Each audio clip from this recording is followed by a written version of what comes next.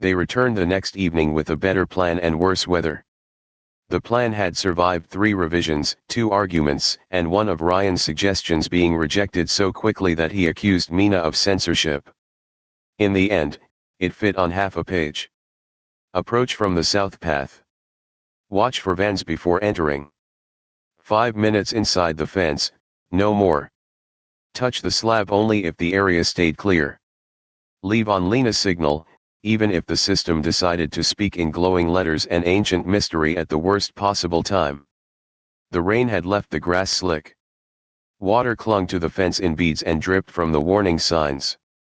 The city lights smeared across every puddle, turning the ground into broken mirrors.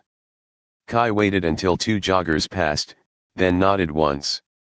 He had spent the walk there repeating Lena's ordinary questions under his breath. Name the street. Name the weather. Name what Ryan had for breakfast. Southgate Road. Wet and colder than yesterday. 3 buns, 1 stolen from Mina, though Ryan insisted redistribution was not theft. The answers anchored him more firmly than courage would have. Ryan slipped through the gap first, not because he was safest but because he had argued longest and Han had finally made the job boring enough to punish him. He checked the grass, the slabs, the blind corner by the old equipment shed, then signaled. For once, Ryan took the boring part seriously. He did not wave them in after 2 dramatic glances. He moved along the inside line of the fence, paused near the shed, crouched to look beneath the sagging tarp, and waited long enough that Kai's nerves began inventing disasters. When Ryan finally raised 2 fingers, the signal was small and clean. Mina followed with her notebook sealed in a plastic folder.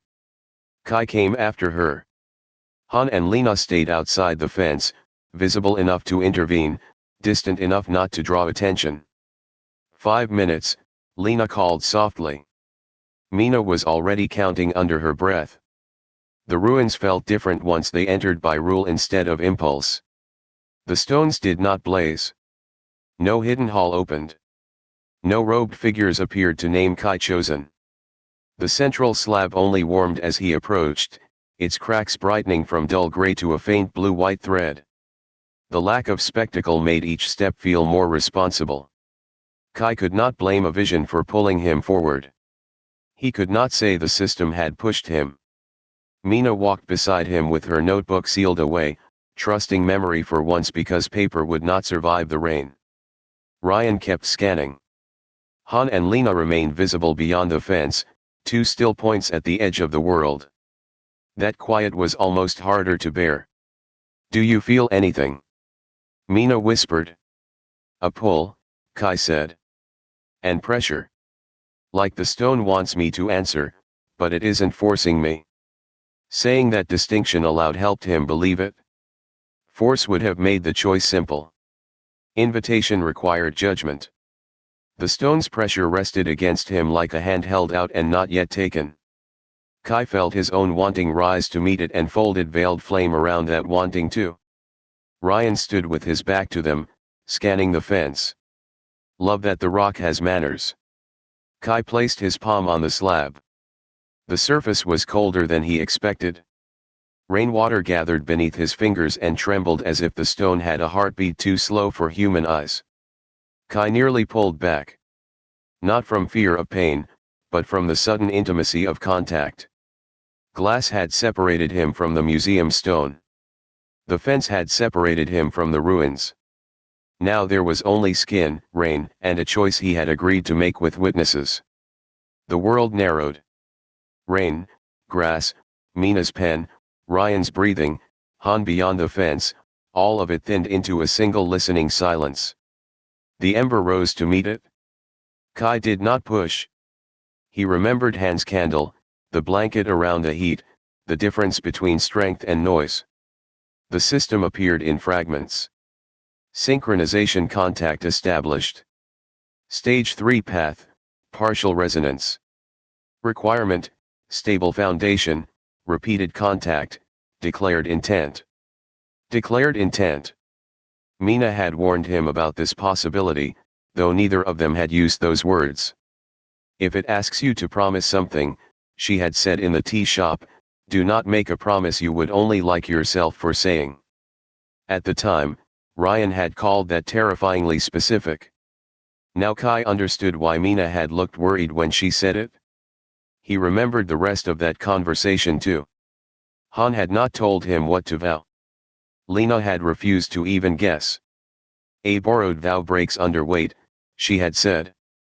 "If Stone asks who you are, do not answer with who you wish sounded impressive." Kai had hated that advice because it offered no script. Now, with his palm against the slab, he was grateful no one had given him words to hide behind. The words sat in him with more weight than a command. He could say anything. He could promise to protect everyone, defeat every enemy, carry every burden. The old version of him would have reached for the largest vow because fear liked large shapes. Large vows were easier because they avoided detail. Protect everyone. Defeat evil. Become strong enough. They sounded noble and asked for nothing practical in the moment except permission to burn. Kai thought of the builders in Mina's maps, of Han's rules, of Ryan learning not to charge, of Mina asking for truth instead of drama. Kai breathed once, then spoke quietly. "I will not use this power to pull others into danger without choice." The slab warmed under his palm. Mina's pen stopped.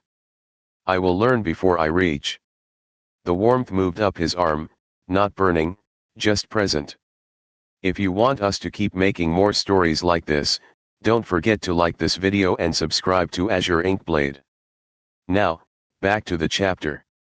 "And when I don't know enough, I will ask."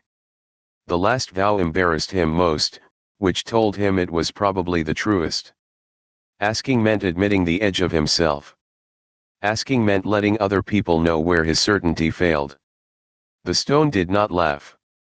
The ruins did not reject the smallness of it. If anything, the warmth under his palm steadied. Ryan glanced back. His expression was unreadable for once. The stone answered with a pulse that passed through Kai's bones and into the wet ground. For an instant he saw not a hall but a memory, hands placing stones in mud, people hauling rope, a child asleep against a woman's shoulder while adults whispered over a map, a bowl of flame shielded from rain. Not gods. Not faceless destiny. People. The memory struck him harder for being ordinary. The hands he saw were cracked with cold. The rope burned red lines into palms. Someone coughed in the rain. Someone else argued over a map with the exhausted fury of a person who had already lost too much and still had work to do. The old world had not been cleaner than this one. It had only been earlier. One face stayed with him after the rest blurred, an older woman with silver threaded through her hair, kneeling in mud while she pressed both palms to a stone no larger than a school desk. Her lips moved around words Kai could not hear. Behind her, two younger people held a child beneath a waxed cloth to keep the rain off. The woman's expression was not serene. It was stubborn. She looked like Mina did when a bad answer tried to pass itself off as enough. Then the memory shifted to the child under the waxed cloth. The child was awake after all, eyes open in the dim rain, watching the adults work with the solemn attention of someone too young to understand and old enough to know fear. Kai felt that gaze catch somewhere behind his ribs. The builders had not been saving an idea. They had been saving streets, families, mornings that might still have breakfast in them. Then the vision vanished. Intent accepted. Stage 3 path stabilized, 12%. Return after recovery. Kai pulled his hand back, shaking. The moment his palm left the slab, the cold rushed back around him. Rain touched his face. The grass smelled sharp and muddy. Ryan cursed softly at something near the shed, then stopped himself.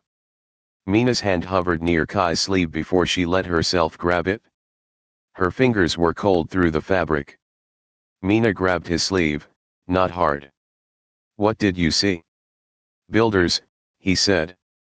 "Or guardians?" "I don't know. They were tired." Ryan huffed.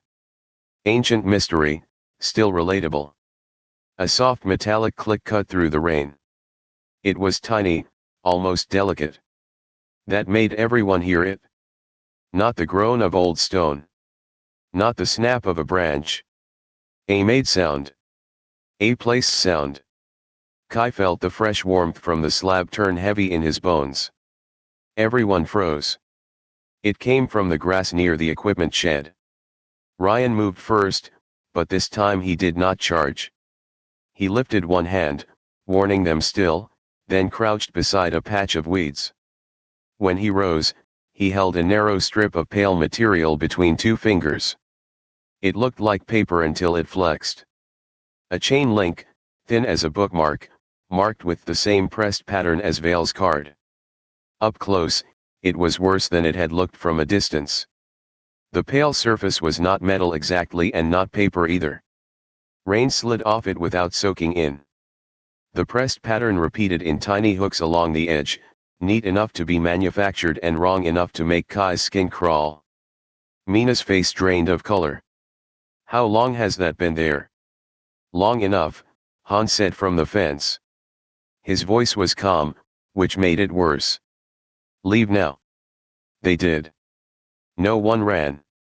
Running would have drawn eyes.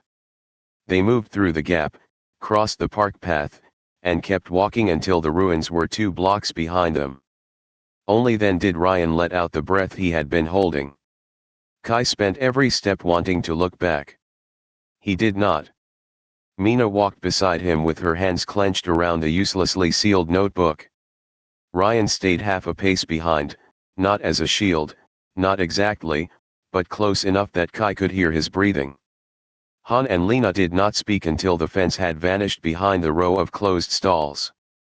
The silence after leaving felt different from the silence before entering. Before, it had been focused. After, it was crowded with everything they were not saying in public. Kai wanted to tell them the builders had been afraid. He wanted to ask whether the vow had been enough. He wanted to demand how a chain tag had gotten so close to the slab without anyone noticing. Instead he kept walking, because keeping the plan mattered most when the plan felt too small. Only when they reached the covered bus stop did Han allow them to pause. Lena checked the street first. Mina finally opened the plastic folder and wrote 3 words before the page could dampen: intent accepted, builders, chain. Ryan read them upside down and swallowed whatever joke had risen. Kai was grateful. Some moments needed the mercy of not being made lighter too soon. So they knew we'd come. Lena took the chain link from him with a cloth. Or they guessed someone would. This may be a marker, a listening tag, or bait. Those are all bad options, Mina said. Correct. Kai looked back toward the dark line of the fence. The ember was steady, but his hands still shook. The ruins had not thrown him into a battle. They had shown him people who had built something under pressure and left instructions in stone because they had run out of safer ways to speak. Vale's people had left something too. Not an invitation. A reminder that the grass could hold chains even when the night looked empty.